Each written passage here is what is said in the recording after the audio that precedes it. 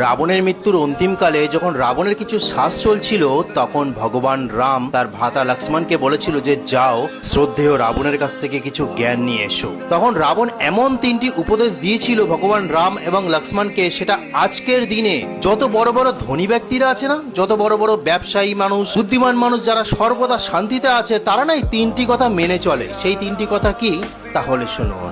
প্রথম, রাবণ বলেছিল যে হে রাম, যত শুভ কার্য আছে সেইগুলি তাড়াতাড়ি সম্পন্ন করে ফেলো এবং অশুভ যে কার্যগুলি আছে, খারাপ কাজগুলি আছে, সেগুলিকে যত তাড়াতাড়ি সম্ভব বর্জন করো। উদাহরণ দিতে গিয়ে তিনি বলেছিলেন যে শূর্পণখা যখন আমার কাছে এসে কান্নাকাটি করেছিল, আমি প্রথমে জিজ্ঞাসা করিনি তার দোষ কি, কিন্তু আমি খারাপ কাজ করতে বেরিয়ে চলে গেছিলাম। প্রথম আমার খারাপ কাজ হলো মাতা সীতাকে হরণ করা, আর সেই একটি খারাপ কাজের জন্য একাধিক খারাপ কাজ সৃষ্টি হয়েছে, তার ফলে আমি আজ মাটিতে লুটিয়ে আছি। সেই জন্য সর্বদা খারাপ কাজগুলিকে বর্জন করুন, আর যত শুভ কার্যগুলি আছে সেটা আজ না কাল, কাল না পরশু এরকম না করে যত তাড়াতাড়ি সম্ভব সম্পন্ন করে ফেলুন, যেটা আমাদের চাণক্যজিও বলেছিলেন। দ্বিতীয়, তুমি যতই শক্তিমান হও না কেন, যতই বুদ্ধিমান হও না কেন, নিজের প্রতিপক্ষকে কখনোই দুর্বল ভেবো না। রাবণ বলেছিল যে হে রাম, আমি নিজেকে সর্বশক্তিমান মনে করতাম, মহাজ্ঞানী মনে করতাম, মহাবুদ্ধিমান মনে করতাম, এবং আমার থেকে শক্তিশালী এই পৃথিবীতে আর কেউ নেই,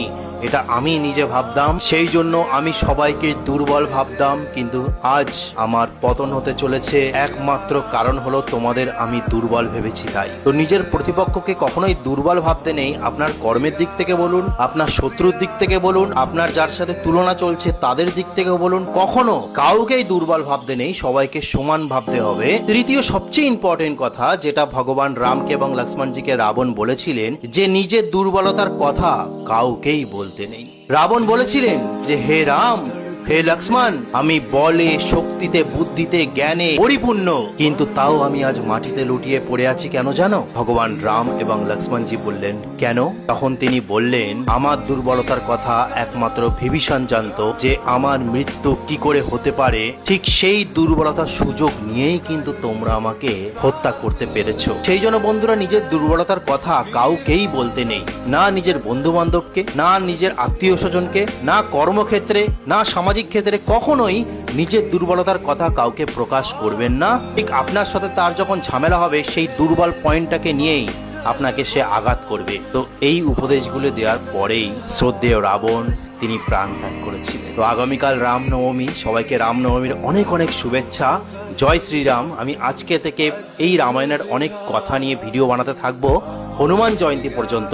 আপনারা সবাই সাথে থাকবেন। আর আমি যে আজ নীতি কথা